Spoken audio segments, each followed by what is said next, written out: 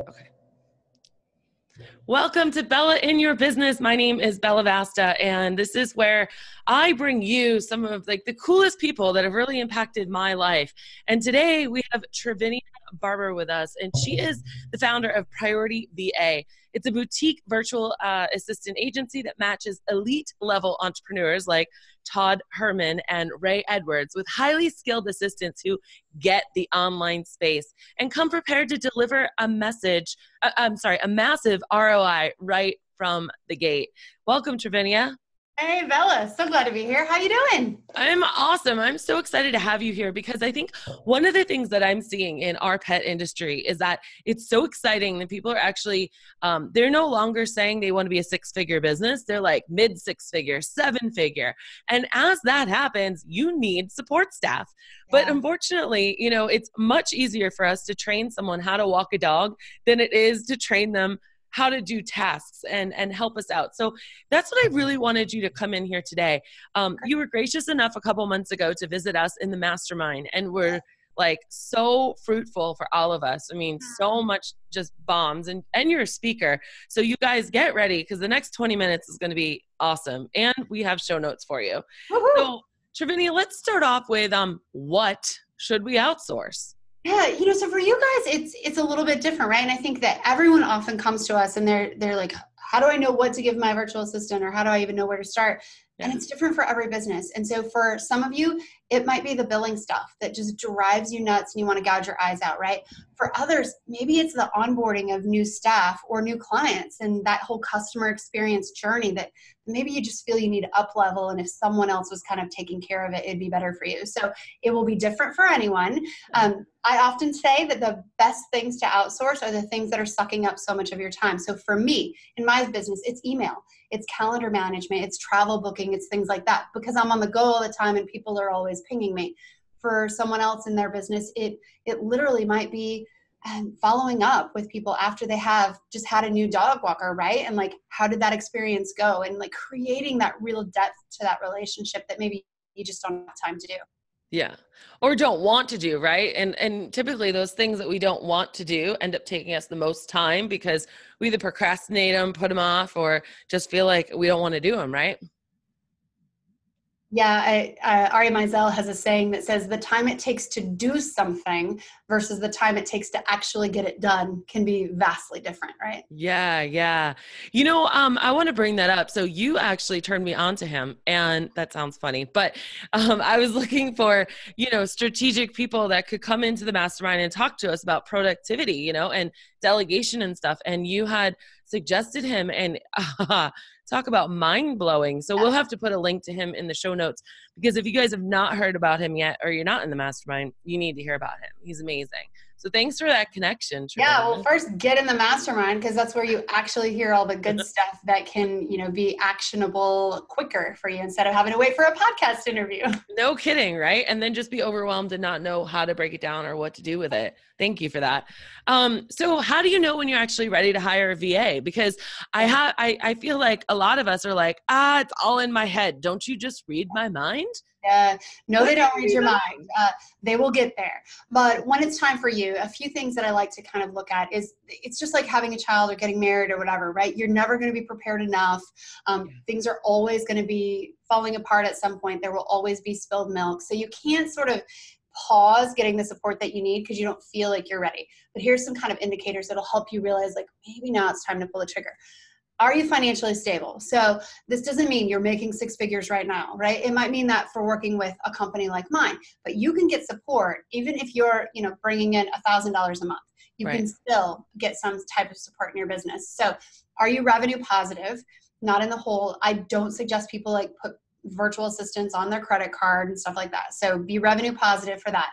If you have a few things, and I'm talking 5 things maybe that are repeatable processes in your business that you can get out of your head very simply by using a tool called useloom.com. It's a Chrome extension, free plugin. It literally, you record your screen and talk out loud and tell somebody step by step what you're doing. Because right now you're doing the task anyway, right? So just record it, put that link in a Google document, and then they can watch it. They can watch it 4 times if they need to, right? They can create a checklist from that. So you need at least 3 to 5 kind of repeatable things that you're doing in your business. It might be something you do every day, every week, or every month, right? And those are the types of things that you can get out of your head onto paper, and then a virtual assistant can start to support you by doing those things. If you have a few of those things, then you're ready. If you're still in the like branding stages, or you're still like trying to gather clients and stuff, maybe you're not exactly ready yet. You know, I think people can think like it's the cool thing to do, right? They want to get a virtual assistant. And so I have an assistant. Exactly. Like, contact my assistant. I have known some very high level people that for years, I mean, they had email lists of 30,000 people, and they were pretending to be their assistant, you know, Sarah at fillintheblank.com, because they wanted to have an assistant, but they weren't ready yet. Some of that can be a mental block too. Right. You know, you're afraid to spend the money. You're afraid, like, you have imposter syndrome. You don't know if you're big enough yet, or if you're worth it, or if you have enough for them to do. So we've got a bunch of resources on our website that'll help you kind of figure that out, right? There's one opt-in that we have. It's called 50 Things to Outsource to a Virtual Assistant. And it just gets your brain going, right? Of like, I didn't know a virtual assistant could do that, right? I didn't know that they could order gifts for my clients and have them sent, you know, to Peru. Like, yes, they can have that. They can do those kinds of things. So look at things like that for ideas of what to outsource. And then we've got a ton of different resources on our site for how to actually get stuff done too. That's awesome. So since we're talking about it, it's priorityva.com is her website, you guys. We will have it in the show notes. So what I heard you say is you want to be revenue positive, you want to use Loom, and that what I'm hearing you say is that it's more of a mindset. If you're ready for it, you have to be ready to be there. It's not like, oh, you achieved X amount of dollars and now you are granted the opportunity to have someone help you. It's your mindset. I literally know 7-figure business owners that they're not ready to have help because they're like clutching on to things with like a death grip, right? They're not ready to let go. I've kind of coined this term helicopter CEO, right? Like, I love that term when you say that. All over, right? They're not ready. They're micromanaging everything, and they're not interested or willing to trust someone with the outcomes that need to happen in their business. People are really good at like, just do this task for me. People are good at that, right? Because they just want it off their plate. But handing over kind of the keys to a specific portion of your business can be really challenging for people.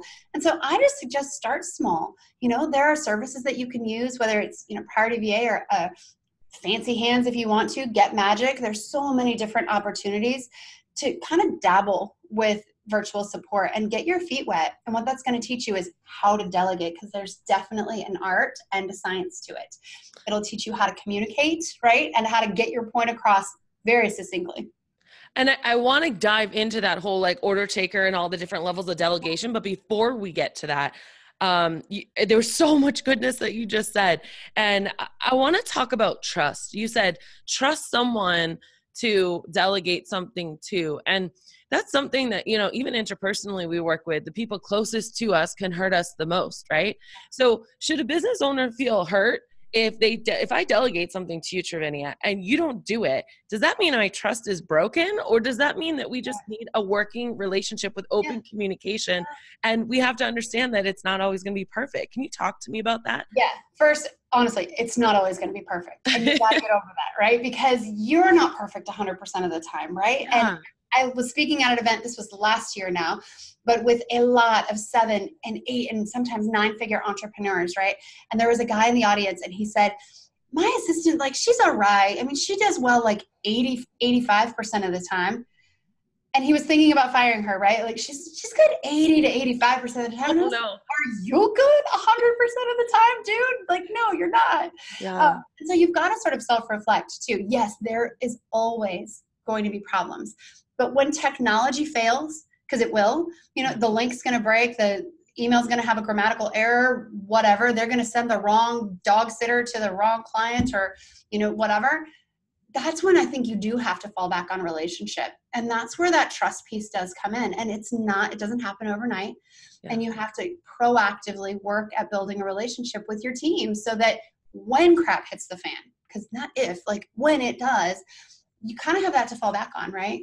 Yeah, and I want our listeners to really understand that, because I think they even get burnt or they get afraid once they hire someone just to do a pet sit.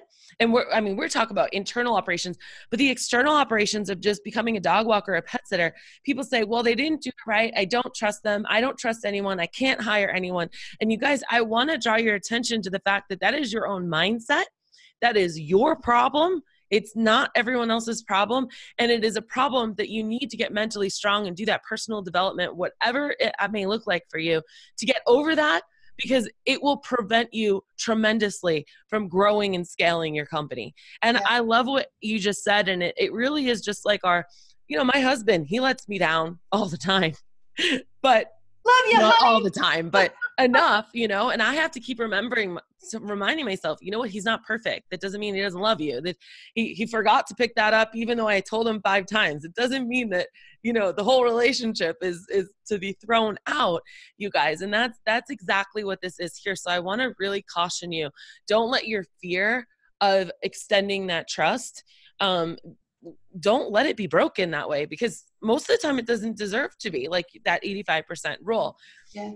Travinia, tell me, you said something really powerful in the mastermind. You kind of brought us through, the difference between an order taker and the different levels of how we delegate, or we allow someone to take ownership over tasks. Can you tell our audience more about that? Yeah. So, there's definitely, this comes kind of from back in the day, strategic coach kind of created, I think, 5 levels of delegation. Ari then twisted a little bit to become 6 levels of delegation. And really, there are different ways to delegate. And if you can start to learn how to delegate and communicate effectively, because that's really all delegation is like explaining what the outcome you want is. But so kind of base level delegation is like, do as I say, right? Go order this thing on Amazon for me, right? Can't really mess that up. If they do, then call me. We have a problem, right? So there's a challenge there. So pretty hard to mess that up. And then you go on to like different levels of delegation, which means like maybe you want them to research something for you and get back to you with information, and then you'll go order it on Amazon, right? Beyond that, it's research, get you some information, you'll make a decision, but then you'll give them permission to go order it on Amazon. And it continues up the line into level 6 delegation, which is like, I don't care what it costs, what it takes, get it done, right? I had that happen literally last week to me. I was at an event in Utah, and there was this fancy Halloween costume party, like basically a Halloween party. And I was like going to be Mother Mary. Okay. It was like a Walmart costume. And what I started realizing is that a lot of my peers, they were ordering like $400 costumes. And so I started to have imposter syndrome, right? Like I can't show up in a Walmart costume. Oh my gosh. So I tasked one of my assistants I was like, I don't care what it costs. I don't care what it is. Like, just get it here and make it be amazing, right? Like, I don't care. And so I gave them level 6 delegation of like, just get it done and make sure it's here by 9 o'clock, because the party started at 10.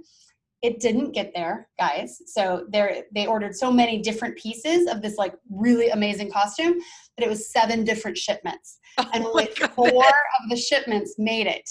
And so I had to wear the stupid Mary costume, right, that I didn't want to wear. And I was pissed off and stuff. But what I realized is that in that level 6 delegation, I was not very clear to say, like, make this as simple as possible. I need 1 box to arrive, and I need you to like do whatever you can to make sure it's here by 9 o'clock. I was like, just whatever, like get it done. And I didn't give enough direction, right? So it should have been kind of level 5 of like, here's my expectations, and I need you to fit within these parameters, right? Instead, I was like, level 6, do whatever. And they did, but it didn't get there in time. I love that example. And I think you truly have to fall on your face a couple times or realize like, okay, and what you think is obvious to yourself, it's hard to get out of your own head. We all have that problem, but you have to, what I heard there was you owned it. That it wasn't necessarily their fault. They hustled, they made it happen. We just didn't have enough foresight to also make it like the simplest delivery possible. And I was pissed off. Like, I'll be really honest. I was angry. I was like, oh my gosh, I get to look like an idiot with, all these millionaires or whatever. But I did learn through that is that Yeah. I own a VA company, guys. Like, I've been a virtual assistant before I started my company for 13 years. I've had this company for 5.5 years, and I still screw up, right? I still make mistakes. I still get pissed about something I shouldn't even have let bother me. It's like not a big deal. And so you'll have to work that and continue to up level your own thinking, no matter how long you've been doing this, because we're always growing as leaders. Let me ask you this question. So we're saying like, give yourself leeway and give those other people leeway. Travinia, how do we know when it really is time to say goodbye to a toxic relationship or one that's not working out for us? I think we have to look for patterns, right? And so if you have it, like for instance, this costume thing, if I addressed that and I said, okay, like next time I really would like these things to happen. And then the next time I gave them an opportunity, something similar happens. Yeah. And you're realizing that that kind of course correction isn't happening and it becomes a pattern, then it is time, right? Or we take into massive consideration personality profiles when we're hiring and bringing people on. And you don't want someone who's going to be like absolute oil and water with you, right? You've got to make sure that there's some alignment in values and in kind of ways of thinking whenever you're bringing somebody on. So kind of it starts at the beginning at the hire piece, which sucks because sometimes we have people on our team and we're like, dang, wish I would have noticed how absolutely different we are. And in those cases, I mean, you can look at doing things like shifting them into a different role because maybe they'll fit in like a great spot in your team, but maybe it's not direct one-on-one, with you. So you don't always have to be so cutthroat, right? But I think that honestly, I hate it. That sounds so cliche, but I think like in your knower, when it's time. Yeah, you do. But that's a great alternative too, to bring to the discussion of perhaps there's a shift that you can make and still allow them to excel, but just not be clashing with you, so to speak. So I love that. Just always be sure that no matter what you're doing, regardless of like the team member's role, whether they're a dog walker or whether they're an admin staff for you, like define what success looks like. Because none of us know what success means if it hasn't been defined clearly for us. My husband's threshold for success is like here. He's like super happy with like minimum information. And I'm like, no. My idea for success is like way up here because I need more facts and I need more information, right? Yeah. And so I always have to define for him, like spell out what success in this role looks like or in this project. So make sure you're doing that too. Awesome. You are just, every time I talk to you, it's like, you guys think that this podcast is all for you, but it's really for me to talk with Travinia. So thanks for listening. All right. So we're talking so much about all this communication and setting expectations and correcting continue and all this stuff. But what's the best way to communicate with our team? Is just talking to them enough? I think, again, that's going to be different for everybody. I recently hired a millennial. It was kind of my very first kind of direct hire is going to work with me that was millennial. And I was like, I have never texted so much in my entire life, right? Ultimately, that's not going to be a solution for me because I'm not a texter. I don't give tasks via text. It doesn't work well for me. So again, you've got to find someone who shares a similar communication style for you. I would say a few tools that you can put into place that I find really helpful is definitely have a project management system. Even if you feel like you're not big enough, that you don't have like big projects, you absolutely do. There are recurring projects that happen, and there are those one-off things that happen that if you put them into a project management system, again, you're going to be able to build systems and process around them so that when you scale and when they're bigger, it becomes a repeatable thing that someone else can do for you. So we use Asana in our business. Prior to Asana, I used something called Teamwork and Teamwork Projects. And that was a great thing for us, but we ended up switching back to Asana because I really liked the Slack integration for Asana. And so Slack is actually the other communication tool that I recommend because I can throw something in Slack.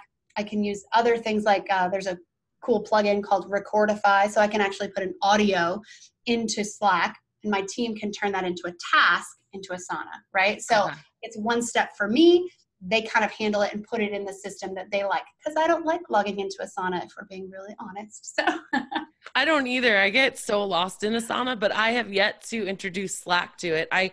What I'm realizing as I'm talking to you, and I think this might be a lot of the listeners too, is that we need to not only just bring on like these technologies or softwares to support us, but we need to know them at least 90, 80%, you know, like not 20% and use it 20% and say, that doesn't work for me. Like we really truly need to open up the owner manual or watch some videos and train ourselves on them, because I think a lot of us I think I'm like a lot of people where I just kind of jump in and just try to figure it out. But I actually need to take the time to slow down to understand if I'm using the features to the best of their benefit, therefore being the most articulate and time saving for my team. Yeah. Well, I don't want to totally disagree with everything that you said, but I'm going to kind of disagree. Okay. I don't know that it necessarily has to be you, the one doing it. So I will often task my team. On our team, we have a bigger team, but I have a tech girl, right? She's just amazing. Her name is Monica, and she loves to research and fix it and break it and kind of do all this. So I say, hey, I'm thinking about using this tool. Like, is it good for us? Because she knows me and how I communicate, and she'll tell me like, you're never going to log into that. So that's dumb. Let's not waste that money. Right. So it doesn't always have to be you, but you do need to have someone who's going to look at what your end goals are. Because again, like this is the whole idea of you stepping into that leader and visionary role.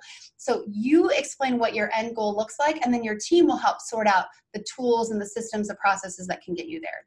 I see what you're saying. See, my mindset was me figure it out and then dictate it out to everyone, when I need to have a team that I can count on to do that kind of thing, and then report back or collaborate with. I like to be of the mindset, and this is very contrary to a lot of people. I'm actually coaching with somebody right now, and she does everything via Voxer, which is sort of a walkie-talkie app, and her team hates it, right? Because she's like up at 3 a.m. voxing them, and they're getting messages, and then they feel like they need to reply immediately, even though she's never told them they do. Right. They see those unread, things, and then they're trying to pull tasks out of that. I tend to say that you need to set up systems in your business that are going to work for all of your team, not just you. And there are other camps that say, no, you're the leader and you need to bring on a team that's going to fall in line with what you want. But I want a team that's happy and productive, right? Not just productive. And so make sure that you're having that conversation too. Oh my gosh, you were so amazing. So last question for you before I let you go and get on your road trip. What do you love most about the work that you do with Priority VA and all the people that you help? Oh, that's a hard one because so we serve two people, right? We serve virtual assistants because they're contractors that work with us. We have to keep them happy. And we serve the clients as well, right? Who are helping push over the hedge to get their goals met in their business. But I would say one of the kind of most fulfilling things that we do is I know I'm a mom of 4 daughters, and I know that so much of what we're doing is offering other men and women the opportunity to go on the kindergarten field trip, right? And that's just huge for me because for many years I was absolutely struggling. Like, do I be a good worker or do I be a good mom? Because I felt called to kind of kick butt at work. But I felt like I was leaving my kids hanging. And so I feel like this is such a great marriage of the two of those where you don't have to choose. Yeah, that's amazing. That is the sound of someone definitely living their purpose, and it's so great when you get to that stage and you can feel like that every day. I really admire you, and you guys should all go follow Trivinia. I know you have a downloadable offer for everyone that's listening right now. It's something about an ultimate playbook for email delegation. It is my favorite thing. So I heard something from a friend of mine. His name is Taki Moore, and he said, you know what would be better than inbox zero inbox? And I was like, what? I want zero inbox. Like, how do I get zero inbox? And so I really became on this mission to figure out what do I need to do to not have email to check. And so we worked through it for years, my assistant and I, and we ended up kind of coming up with this playbook of how you could really, truly end up having no email to check. And so that's available to you guys at priorityva.com/Bella. Well, excuse me while I go sign up for that right now. Trivinia, thank you so much for spending some time with us today. I know that you just blew some minds, and I have a feeling people might rewind and re-listen to some of this. All of the show notes will be available on our website, you guys. And just remember, if you liked this or you want to give us a nugget of your biggest takeaway, go ahead and find out where you saw this posted and post there. Go ahead and check out Priority VA at priorityva.com. Follow Trivinia. She's got some really cool snake hunting missions in her backyard on Instagram, and she's a real awesome person to follow. And you guys remember, when life gets you down, always keep jumping.